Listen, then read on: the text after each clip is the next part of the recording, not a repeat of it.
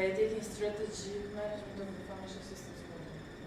So we just started last week, and we tried to define what is strategy, and in particular for digital strategy. This was very initiative at UPAM, because they thought you are unreachable, not the person with a great experience, yes. But it is the founder of Paynet, and he's a co-founder of LeBazar currently, and he's been working as a consultant in different countries and companies. So you have to be clear with your questions. Okay? So I will start with a question. Do you want to check? So what do you think, based on your experience, because you do practice, strategy, and if you can reflect in particular digital strategies, what does it involve in practice for founders and managers? Well, it all depends on which kind of company you're talking about. So first of all, we have to define which companies we are trying to focus. There are companies who are completely IT companies, and there are companies where some components of the IT, like they use IT for their daily activity. So obviously for IT companies, it's essential to have a clear strategy and understand all the trends kind of taking place in the market. Grab chair. There's one thing. Right, so what I was talking about is, if the company is in IT sector, it definitely has to focus on trends. Let me give you like a couple of examples. Particularly talking about the payment solutions company, which I'm mostly involved in the fintech and e-commerce and other things, but let's talk about fintech. When we started doing our first fintech companies, those days the trend was different. I mean, like the technology was used different and etc. So we started understanding that there is a need, particularly need for transaction-based businesses. So anything you do, you try to take the information about transaction, you try to process it, and you try to distribute it. This was like essential part of our daily activity, and this is what the business core was about. Then after time passing, we understand that, which also reflects what is taking place in a business. So business says that after some time, whatever you're doing is getting not that fancy. I mean, like it's getting easy for other entrants to enter the same market. Like for example, talking in the case of the Paynet, when we initiated the technology, it was something absolutely new to the market. But at the end of the day, nothing is a rocket science. So after 2-3 years, we had already companies trying to mimic our technology, maybe not in the same way in terms of the quality, in terms of the technology, in terms of competence, but still the basics were there. So basically, the technology was trying to take something, process, and distribute. And then we said, okay, what is our competitive edge? So at that time, we understood that our competitive edge is the amount of customer data we accumulated so far, and we started thinking about what we can do about it. So next stage, as we evolved to the process, we came up with a solution called e-wallet. Okay, so we said instead of us every time trying to pull our customers to our point of sale, people come and try to make their payments. Now we have to be in their hand, in the computer. Those days in a PC was more relevant than being in a mobile. You understand why? Because it was like not the penetration of mobile was not there yet in terms of like smartphones. So what we did is we implemented. We came up with a solution. The project was called eKarmon. It was like first e-wallet solution in Uzbekistan, and we started to implement it. So what I want to say is that you can see that initially the strategy was in one direction, but based on what's happening in the market, what's happening in the technology, it started evolving. But even that e-wallet solution didn't stay as it is. So after some time, we understood that there is a huge need for security for e-wallet. Then we started implementing the public key infrastructure, PKI. Anybody knows what is public key infrastructure? Usually they call it here ECP, it's digital signature. So we have been the first private company in Uzbekistan to implement private key infrastructure. So it's basically the technological infrastructure which allows to securely exchange the keys so you can lock your transactions in a very secure manner. So those days we had started, we put the plank very high, we used 1024-bit encryption. You guys are familiar with what is encryption, etc. I don't need to explain. So then the technology continues evolving, and then what we see those days we have been the max what we have been targeting in terms of mobiles were feature phones like Nokia phones using the basic Java, and then we saw that the huge penetration of Android, and we didn't even look in iOS because iOS penetration in Uzbekistan was very small. So we tried to look into Android features, and we tried to develop and adapt our solutions to be working inside the Android ecosystem. So what I want to say is that it's impossible, of course, to foresee your strategy for the next 5-10 years, but you have to be open-minded. So you have to always to say yourself that technology and developing is not forever. Whatever you do is maximum for 1, 2, maybe 3 years, maybe 5, if you're lucky, guys. But usually the technology gets obsolete very fast. So your idea is not about what is the content of the technology. What you have to focus on is what this technology is bringing you and where it's taking you. So in other words, so you have to already, because you are not coders, you are not, you know the coding, but you are not, you have to define the technology strategy, right? So that's why you have to look in the technology as some kind of tool to achieve your goals. I'm not a technology guy at all. I don't know how to code. I don't know how to make any amendments in the code or do something, but I know what to tell to my programmers. So I tell, look guys, there is a point A and there is a point B. I think it's relevant to what we are now. So this is a path we have to go through. So build me something to take me from point A to point B. That's basically what you have to do. You have to define where you are and where you want to go, and then technology guys have to come up with options. And the only competence you should have is to understand to what extent the proposed technology is up to date, to what extent the proposed options are relevant, has a validity in terms of the implementation, and to what extent your guys are capable of doing it. So it's in a very basic form what is a technology. But of course, as I told at the beginning, this is completely the path for technology companies. Okay, but there is another segment, which is the companies who have a technology inside it. So it's not the main focus of those companies. So, but one interesting thing is that there are fewer and fewer companies who don't depend on technology to conduct everyday activity. Just name me any company now. You say okay, this industry or this business is can survive without technology, and I can challenge. I'm sure you have this clear view as well, but if you can, we can just talk about it. Okay. So you said you have strategy for 5 years or 10 years, but the technology changes, but other things change, so your strategy also changes. You change the way you do business, or maybe you can alter, or you can make little changes. Is that something like that, what you said? Yeah, what I'm saying is that the strategy of you has to be ready for change anytime. This is a global strategy, okay? When you go one step down, then you have to understand that whatever product you are implementing has its current status, but will be changing because of the business, because of the current technology change, and etc. What I'm trying to say is you cannot define the strategy in detail, saying okay, well, I'm doing this now, the second day I'm doing this, and after 1 year we'll be doing this, etc. the max what you can do, you can define in a general the path where you're going.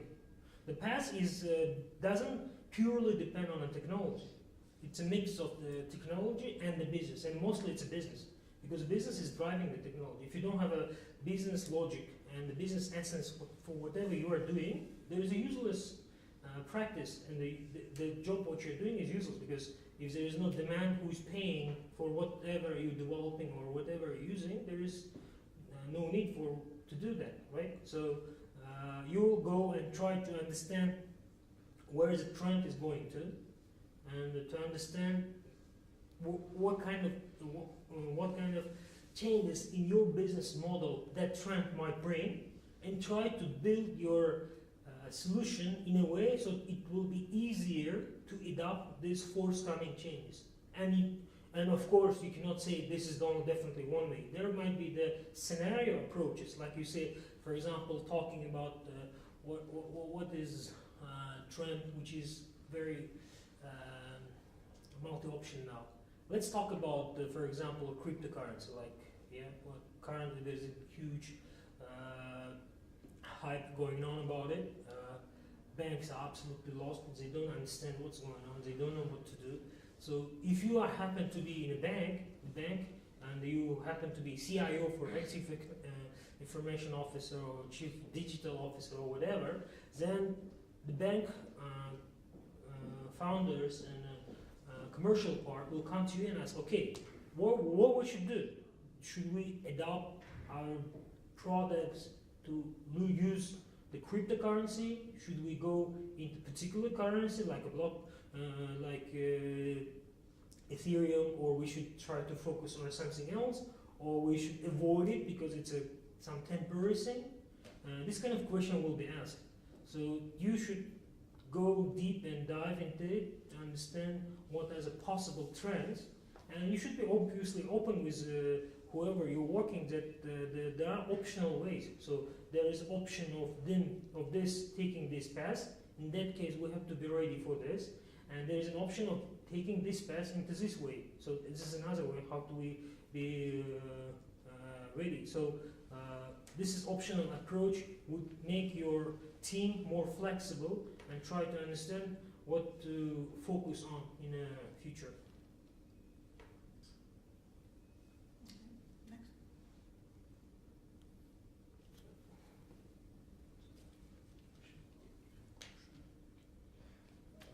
I have a question about your Paynet system, eKarmon system. What was your motivation to develop this system?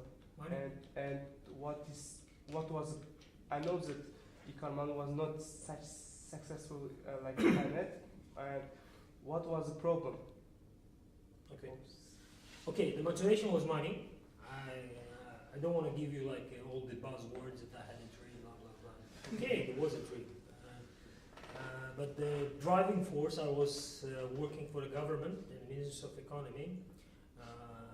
Salary sucks, wages sucks.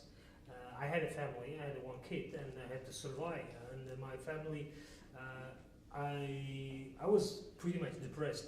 So I was starting. I was like. Looking for all the possible ways how to find a source of income, and I definitely knew that I will not be doing anything illegal. So I tried to look into ways how I can materialize my knowledge. So this was a driving force, and there's the history of how I came up with is another story. Now going back to your question about eKarmon, yes, eKarmon was a little bit early for its stage timing. Huh? It's about timing. It's a mix actually. It was timing. One good point is that we come up with something which is too early for this market. So it was like a definitely need in the future, which you can see currently the Paynet and the Click and others. But those days it was a bit early because of the penetration of mobile phones and etc. It was a bit early, and the technology was not that flexible for us to implement. But nevertheless, we come up with a solution so you can manage your wallet using your feature phone. But we had another problem. we invested heavily in setting up the platform. We spent close to we spent around $350,000 overall in the project before we shut it down. So what we did is we, after developing the platform, we went to there was used to be the, I don't know you remember guys or not, the current Malika was in the Navoi Street. So everything was sold there, and our office was in a purpose located not so far from that place, and we started approaching these shops and telling them, okay guys, why don't you come up with online shopping, because you daily sell like phone accessories and mobile phone, etc. Let us give you the website, because they said, okay, I don't have any clue what you're talking about. We will not be doing development ourselves. So we said, okay, don't worry. We'll give you the website. We will host it. We will run it for you. We will help you to digitalize your pictures, upload it, and what only you have to do is to sell and deliver. It was a good idea, just win-win situation for us to push the market. In this manner, we installed about close to 50 shops. So different type of content, starting from phone accessories, basic electronics, some car parts, some small things coming from China, and they started selling one by one. It was interesting for people, so you can go to your computer. Of course, the technology was not easy. People didn't have cards as they have now. So what you have to do, you have to go to the bank, upload your wallet, and then you will have a balance in your wallet to spend. Then you come to your PC and search for a product and make a selection, and then you purchase. Then they start delivery. But still people were trying to do this because it was like something interesting. And one day we have a guy who started selling quite a number of the car tires. He came to us and said, like, look guys, if tomorrow, let's say in a week time, somebody from tax office come to you and says, okay, give me the transaction list of this tire guy, how many tires he sold for a month, would you give it to them? Of course we give, because they are government and their tax office, we cannot hide it. All right, so could you please shut me down? So, why?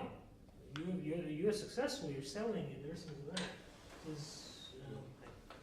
Says, no, I don't want, please shut it down. I said, okay, fine, maybe. Then we had another guy coming from another shop who was selling mobile phones, doing asking the same question, similar question, and trying to shut it down. And we understand that those days, maybe even still the case now, 95% of all goods sold in this market was grey. So basically, grey market, I mean, like it's not formally brought inside the country. They just used some smuggling to bring this product to the country.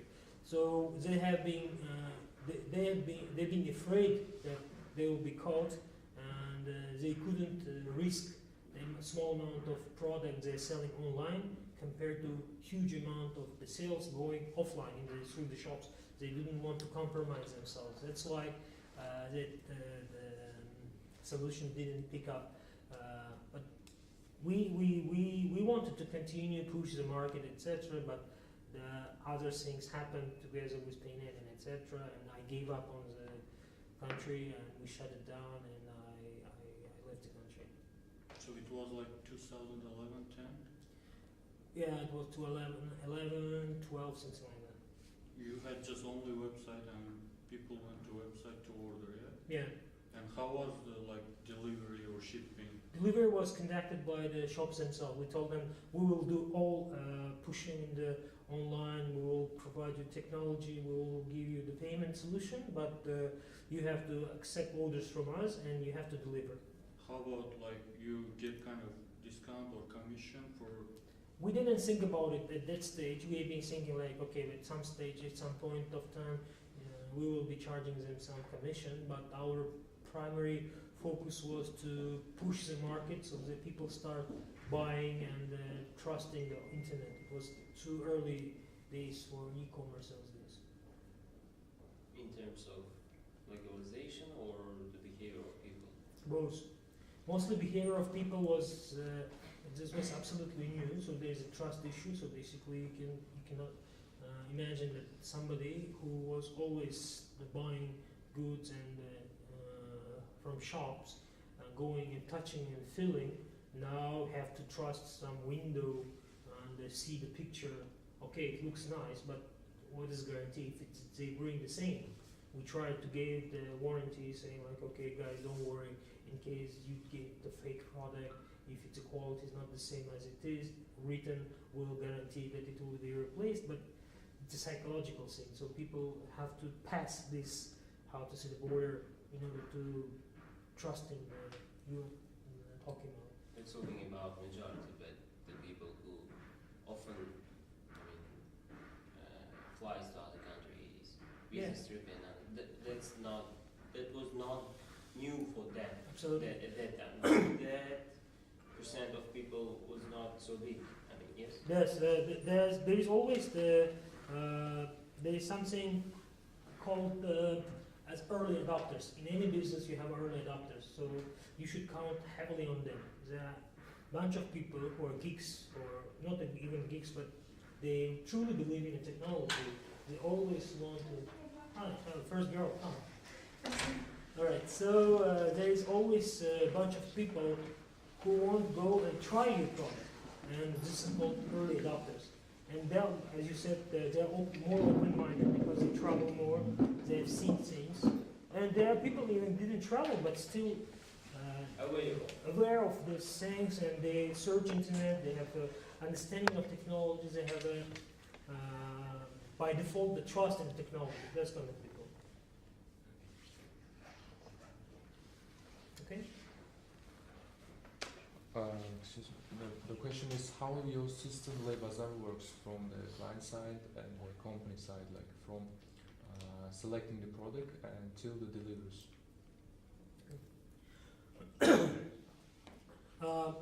That's the small history before I tell about current LeBazar. LeBazar, as a brand, was first launched in Dubai. I was living in Dubai for past 4 years, and we decided to launch this project in there, and we saw that it's hot out there and the people don't want to go to shops. It's easier to give them solutions. They just click and somebody brings. It was nice looking. But we went through the wrong business model. What is wrong? What we did is we tried to set up the warehouse from day one, and we tried to fill our warehouse with a product. So it was a huge mistake. Then we understand it was a mistake, but those days nobody knew. So we said like, okay, let's fill in with a nice product, and nice to us, of course, because if you say like, is banana nice? You say, of course, nice. But if there are some vegetables, crazy vegetables you never seen and you want to talk about, but there are nations you buy them, you don't understand what is even looking at it, but there's a huge demand for them. So we tried to fill with the products we understand, and we tried to go to the market. And we quickly realized that the amount of the options we're providing to our customers doesn't fit their needs. And then we started quickly trying to pick up from the Carrefour and other places and try to fill in the shop with those products. I mean, like trying to digitalize, but because we already have initially started with our own product, people when they go to a website, when they order something, they have some products from our warehouse, some products from whatever we try to put. And the logistics-wise, it was very difficult. So we have to run 2 places before picking up the product, and it was a whole mess. By the time it took like 2 years to understand that the business model is absolutely wrong. So by the time we realized that, and I tried to persuade my partners that it's not the way how to be done, it was a little bit late in terms of the partners already got tired, worn out, and they've been lack of the will to invest further. So we decided, okay, let's shut it down. And those days I was thinking, I have some other project, but I was thinking because of whatever happening in Uzbekistan, maybe it's a good idea to come back here and That's how we launched the LeBazar in Uzbekistan. So how LeBazar in Uzbekistan works? Learning from our mistakes, I from day one said that we will not be having our own stock, at least for the beginning. So that's why we signed the partnership agreements with Korzinka and Makro, and we agreed with them that we will list the products on our website. So whenever you go to LeBazar, you can see the options to select the chain you want to buy from. There is Korzinka, Makro. Makro is temporarily down because of the technology issues. We gave some recommendations to improve, and they're working on it. So when you pick up the chain, then you go to the shops, then you have to select which shop is preferable for you. It's a crazy thing, but people sometimes we have noticed that there are preferences in terms of the shops of even one single chain, of a single brand. For example, people say, okay, I like Korzinka Turkmensky because it's a better quality. Well, what kind of better quality you're talking about? So you agree? We said, okay, fine. We give the choice because the customer is the king, okay? So, but people say, okay, I want Aviator because I've been going there because it's in a better. Okay, fine, here's Aviator. So we gave them these options, but it's temporary. We still understand that after some time, we will eliminate the options of the choosing the shops because at the end of the day, what you're selling is homogenic. We went into details talking to Korzinka about it. So why people sometimes prefer this shop to another. It's not only about location. The crazy thing is that people travel from quite a distance sometimes to reach that particular place. So it's crazy thing, but still is there, and there are a mix of things. So people sometimes have some feelings about this location. They have some feelings about the service they're getting from this location. It might be their first experience, how they've been treated in this shop, of the location of the aisles, whatever it is, so they like. But after some times, when they start going online and doing the same shopping, they understand that Apple coming from Korzinka, Turkmensky, and there's no difference. It's still the same Apple because the sourcing the same place. So after some time, when they start go through the learning curve, probably we'll disable section of choosing the shops, and we will show only the product. So you can select Apple, for example, and we will not tell which Korzinka it's coming from. And you asked about how it works for a customer, and I explained. From the customer to the company side. On the company side, so when the order arrives to our platform, we built it in a way as an Uber for shoppers. There is a definition of a shopper in our platform. So people come and sign up to be a shopper. We hunt them, we train them, we explain how to do this. So when there is an order coming from you, the order goes to this pool of shoppers. And this means is if you have application of a shopper, you receive the message saying, hey, there is a shopping basket for X amount of money, you want to do this. So if you say, okay, this order is dedicated to you. So you go to the shop, you open it, and there is a list of the items, and then you start selecting it. And once you finish the basket, you come to the counter and pay for it. Then you deliver to the customer. Simple it is.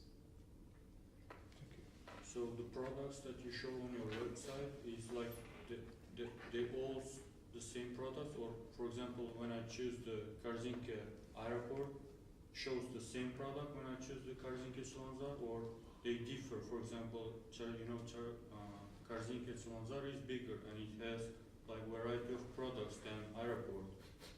So yeah, the size doesn't matter actually, but you have a point that in some shops there are certain items more widely, like certain sections of the products are more widely present than others. Like for example, in a more central locations like Korzinka, Turkmensky, or Korzinka in close to Guvede, the options for more fancy, how they call it, baby food is wider compared to Korzinka located, let's say, in Sergeli.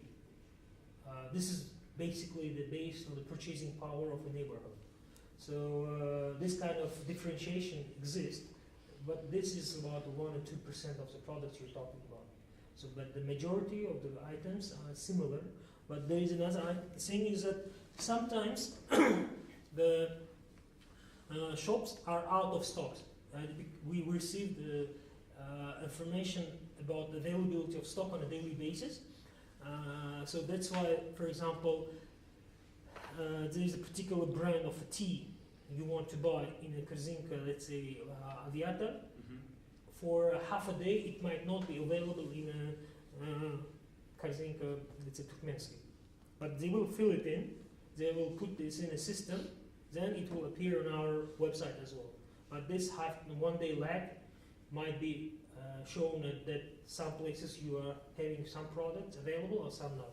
But usually the content is more or less the same. This is basically the logistics and technology which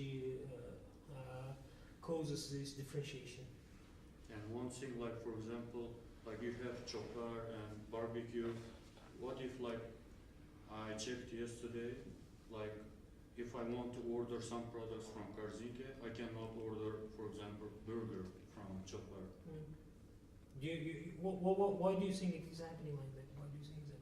Because like one person takes order, so like you have to kind of give, like it's two people have to, one people have to go to chopper, and others go to Korzinka, and then they meet together. Is something like that. That's Yeah, why you're right. So this is logistics issue.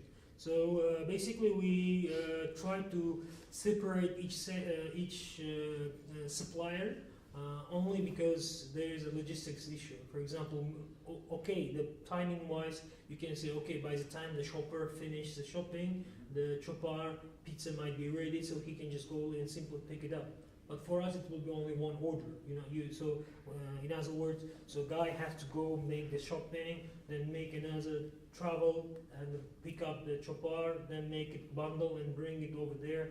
But what if he decides to go and pick up chopper first and go to the shop? It will be total disaster because by the time he can finish the shopping and bring it to you, the pizza is hot, it's cold, and you will simply take it back. I will not take it as a customer. So this kind of complications we try to avoid and separate. I have a question, a simple question. Do you think our people are ready for e-commerce? Like all population, not just Tashkent? I strongly believe they are. What you want to believe? Well, let's say there is a learning curve still going on. It's not easy for us. Because what we're trying to do now is we are teaching the market. We are trying to educate the population, trust online and trust online quality. But if you say like, is there a million people sitting there and waiting for you to bring something online? No, I wouldn't say that it's a learning curve. But I believe in something is if you bring quality, if you deliver on a promise, people easily pick it up. For example, when we introduced Paynet, I had strong arguments with head of GSM companies like mobile operators. Like for example, when I went to MTS, being number one, they're being huge, they're super powerful people. They said, "You crazy? What you're talking about? This scratch card is. Do you understand how valuable? It's like a currency. I go to the market, I can easily sell millions of it. Why I should go to some platform kind of thing and trust you, who you are? Like what you're talking about?" But iterations, talking, persuasion, etc. We reach the point. We go on a testing phase, and once people understand that you're giving them some value, they pick it up. So it was this win-win-win situation. Win situation for customer, because I came to this point through my own pain. When I went out from my work, I had to top up my mobile, okay? So I had to walk distance, find a place. I had to pay on the top of scratch card extra 10%, let's say it was 5,000, I was buying usually 5,500. It was like, it's not that 500 you are paying extra, but on the principle, you don't accept why you should pay some guy because he is lucky to pick up this car. It's nonsense, right? That makes me like inside like suffer, and I imagine there were not only me who was going through this pain. Pain is too much, but still, you anytime you make a decision, there's something you like it or you don't like. You for example, you go and stay in a queue in a notarius. You don't like it, but you have to do it. But these kind of things makes you try to find a solution how to solve it. So once people they see the way, which there is an option, first of all, it's easier and cheaper because we don't ask for overhead for 10%, and it's convenient. You don't have to walk around and ask for cards. It's always there. You come to point, Paynet, definitely you can pay. There is no way that they can say that, oh, I don't have MTS, would you buy it in Beeline? I don't need Beeline because I have MTS. So you see, like this kind of things make people make decisions very fast. But e-commerce is the same. Like we have, I've read a lot of stories how e-commerce pick up in China, US, of course. It was like a long time ago. So it takes some learning curve to reach some point. And I understand there is some point of time when there is a critical point, how we call this. After that, the amount of adoption of the product increased by times. And so anytime the rotation goes faster. So we hope to reach and to be first there.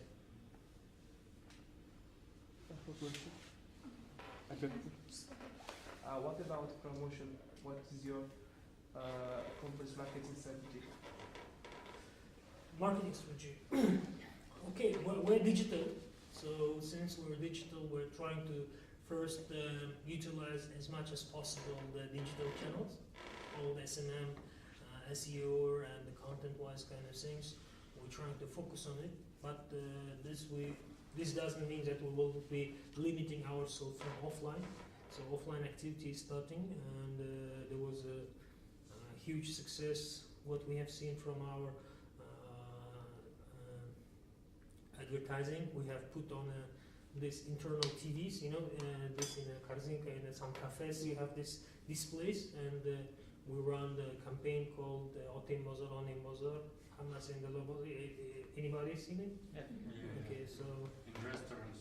Also. yes. So it's irritating a little bit, but that's the point, right? So it irritates and it stays there, and it starts working. So we will be combining all the possible mix of the marketing options. We always continues to look into efficiency of each and every channel. I put a lot of focus on it because every channel has to have its own payback. It has to have its return. So if we say, like, if we go into Facebook, we continuously watch how much we invest and what kind of return out of this channel. If we go to this outdoor advertising, we continuously watch what kind of return we're getting out of it. So some channels will kill after some iterations. We understand that it might look like nice for outside, for even for inside initial stage, but after some time this channel proves to be not very efficient, particularly for our product. Maybe we used it properly, but we don't want to continue it, so we kill it. So we try to focus on the ones which are more efficient. Yeah, the question was about your database. I mean, how you guys are keeping that up to date? Like, if everything is, stock. I'm talking about the stock. But what if the Karzinka runs out of something like this, and you just eliminate that? And how this stuff works? This is purely digital. We try to, because we're we think that we're a technology company, so we try to put everything in a process. I don't believe in human work, so I try to digitalize it. So we try to integrate with the backend of the Karzinka and the macro. And there's a reason basically why we shut it down, Macaroni, because they have been not complying with our requirements. We told them, you guys have to be providing very up-to-date information. So when we show that there is a milk available in Macro, people go and click it, it's available. You cannot say, oh, Macro Guide forgot to put this click in the database and it was not up to date one day ago, it's why when we upload, blah, blah, blah. People That's don't care what about I it. was like that. Yeah. Out of stock. When you search products, they appear, and when you click, it's out of stock. Yeah. They don't remove it. Yeah, I don't want to comment about Arba because it will be conflict, but I can tell many things, but definitely we understand that we're doing this job better.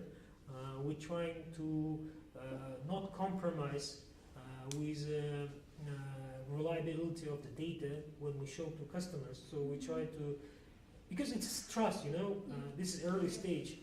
We cannot play with it. So as you said, when you go to Arba, a couple of times you see it out of stock, you see like, okay, this is kind of joke. Why should I go there next time? It's first iteration, you are disappointed. It's very difficult to bring you down again. It will cost me more to bring you down. So one thing you should understand that for me to make you guys to go and look in my product costs me roughly around $5. You might say, are you crazy? Yes, it is. So yeah, for one person. So how many of you guys tried to go and search on LeBazar and try to play with it? I once ordered. 1, 2, 3, 4, 5. Okay, 5. $25 already spent in this class. Okay. So anytime I do when you guys go and try to search, it means I caught your attention somehow. You've seen it on a TV, on a website. You heard about it. You heard from your friend. All of this together combined is my marketing budget, divided by the number of people who went and seen it. This is basically money I'm talking about. So I have two questions. Second question is related to the first one. Is right now is Karzinka has just two retailers. It's you and Atma.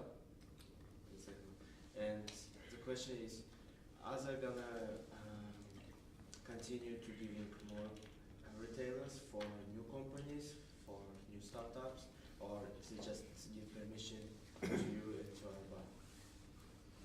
Okay. Arba is out of Karzinka as of now. For many reasons. They probably didn't deliver on the quality. I don't know whatever is happening there, but they're out of Karzinka.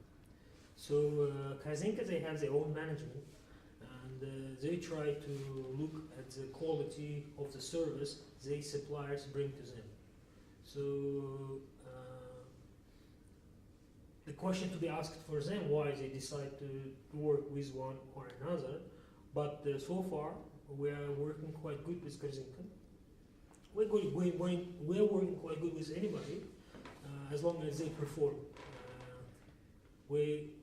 Karzinka is maybe selective, but we are selective as well. So if Karzinka starts failing on our requests, we'll put a question mark on do we really need that. So okay, I'm sounding too big now, right? Yes, no, but frankly speaking, they are open for this kind of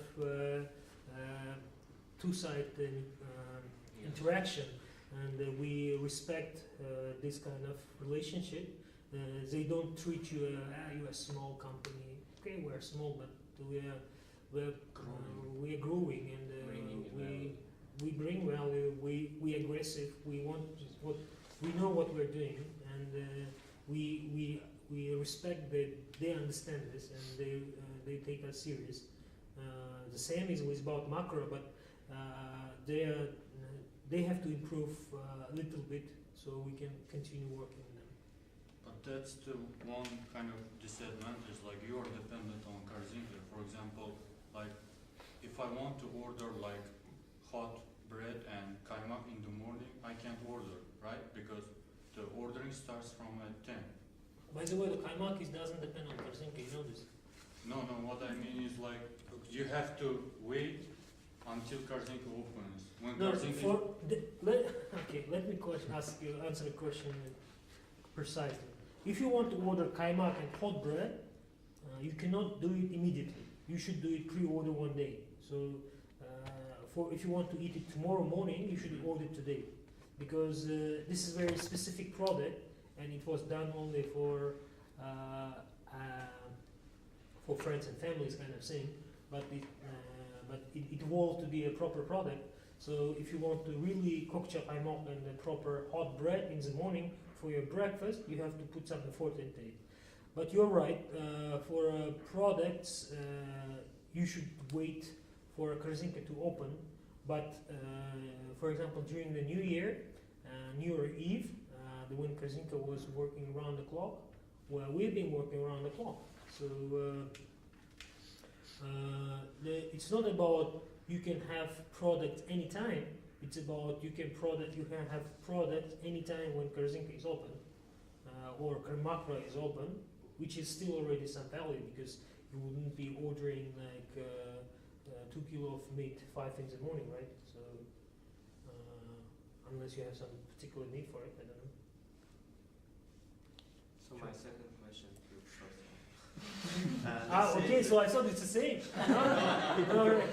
So the second one, let's say new startups came and they make a contract with Korzinka likes them, and let's say they have more budget, they have better marketing strategy, they have unique stuff, and what will make you unique comparison with this new startup, and how you will handle with this competitive advantage with them? I hope you're not coming. No, it's alright. I mean, we are open to competition. Actually, at the current stage, we don't regard anybody trying to do the same thing as our competition at all. Because nobody's earning money out of it now. Everybody is burning money. Everybody is losing. So everybody who is going to this market is investing into educating people. So if I'm investing in educating people from my pocket, why wouldn't I be happy to see somebody else stand by me and trying to do the same? Because by the time we reach the point when we try to harvest the market, so it means my investment into the market is divided not only to myself, it's not only about me, but it's divided between me and somebody else. So I would be happy to see somebody else as aggressive as we are doing the same in the market, if there is somebody, I don't know. We hope that Arba will be doing the same, but it appears they're not trying to do it. I hope there is a couple of other players coming to the market trying to do it, so we try to divide our budget. I mean, like, so if you consider that, consider X amount of money needed for educating the million people about learning about marketing. Like $5. I mean, like, don't go into per person. Let's imagine there is a bulk of money needed to educate these people. So currently, what I'm trying to do, I'm trying to spend this bulk of money on my own. Okay, but if there is somebody else joining this game, war, I would be happy to share. Why not? Anybody is welcome, and if they can deliver the same amount of service, they can go and do the same amount of work. I would be more than happy. But another thing is that we would be very appreciative if anybody comes and try to keep to the standards, because if the people see and try the online and see that it's not working and they got disappointed out of it, it will harm overall the picture of the online player in the market. So the level of trust in the industry from the customer side might decrease. So that's the only worry I have.